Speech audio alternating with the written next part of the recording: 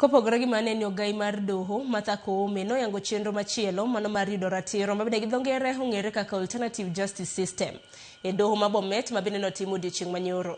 Mano okang' mar kelo machiegni lai mar chiwo negi ratiro e yo mar loso achiel kachiel maonge tulo, ka bende ageta mare en yudo ratiro e nengo mayot.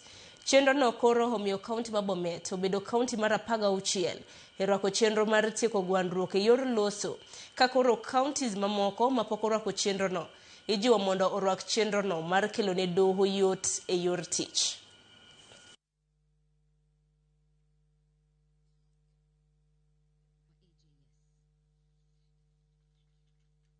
Growing up, many disagreements were resolved through dialogue, wisdom, and the collective guidance of respected elders.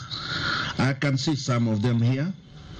Those values of listening, reconciliation, and community responsibility remains as relevant today as they were those days. Together, these initiatives reaffirm our commitment to making justice more accessible, responsive, and rooted in the lived realities of the people that we serve. That justice is not defined by the location of a courtroom, but by every person's ability to obtain fair, timely, and dignified resolution of disputes. What HAS will do is help us resolve community disputes, which include land issues, family conflicts, neighbor disagreements, before they escalate.